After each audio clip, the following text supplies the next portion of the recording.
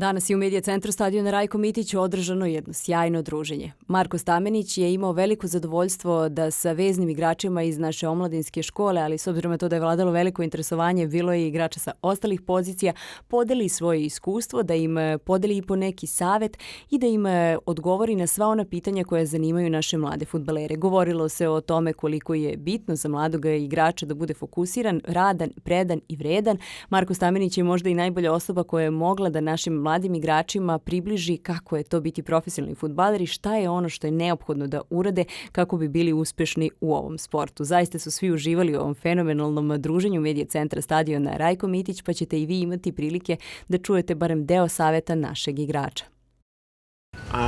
I think definitely coming from New Zealand, it was really hard to make the first step into European football.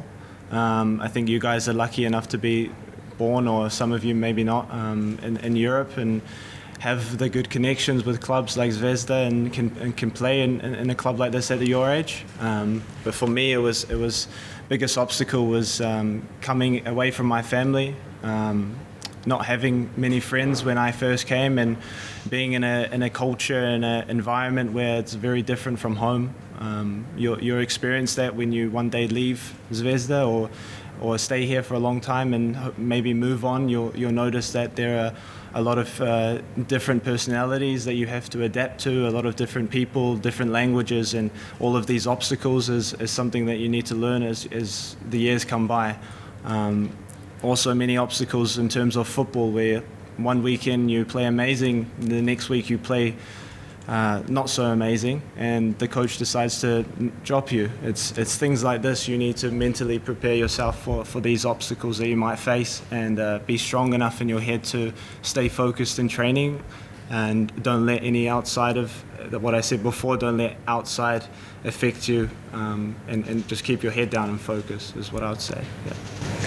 Pitanje je bilo sa kojim se to možda najvećim izazovima Marko sretao u svojoj dosadašnjoj karijeri, a kaže da mu je možda negde najveći izazov bio upravo dolazak sa Novog Zelanda u Evropu, s obzirom na to da je naravno razlika mnogo velika. Kako kaže, vi imate sreće što ste upravo ovde i što nemate taj problem da se povežete sa klubovima, eto kao što je u ovom slučaju Crvena zvezda. Za njega je to ipak bilo jako teško, s obzirom na to da je promenio čitavu kulturu, da nije imao svoje prijatelje, porodicu u sebe u tom momentu, pa mu nije bilo nimalo lako, pa eto tu ste vi zaista u prednosti i vidjet ćete naravno i u nekom trenutku kada promenite i sami sredinu da je potrebno adaptirati se na drugačiju kulturu, na drugačiji jezik, na drugačije ljude, uvek tu ima puno prepreka, ali upravo je ta adaptacija ono što negde najviše i pomaže, i to prilagođavanje. Kada je bio mlađi, teško mu je padalo kada mu se dogodi da jedne nedelje igra odlično, da već sledeće igra loše, pa trener odluči da ga skloni u neko vreme, ali prosto to se dešava u fudbalu i to je možda neka stavka na kojoj takođe morate i vi da se prilagodite, da negde budete mentalno jaki da to podnesete, jer naravno to je nešto što se dešava svima. Još jednom je apostrofirao koliko je njemu značilo da ne mora, odnosno da mišljenje drugih ljudi ne utiču na njega, već da bude onako negde miran sam sa sobom, pa eto još jednom je, kažem, naglasio i taj svoj savet. Da li imamo još neko zanimljivo pitanje? Izvoli. Are you excited before the Eternal Derby? It's also in near time. You understand that? Yeah. No, I'm very excited.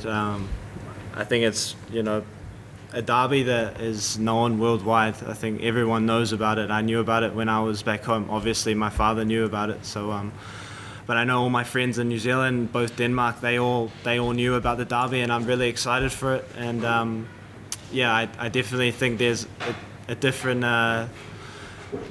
vibe when it comes to a derby, because you want to fight a lot. You want to give a little bit more, that 1% more when it's a derby, and I think you want to show to the fans that this game means more than anything else. And exactly, it means more for the club to wear the jersey. So I think that's important to show when we go and play in that derby soon.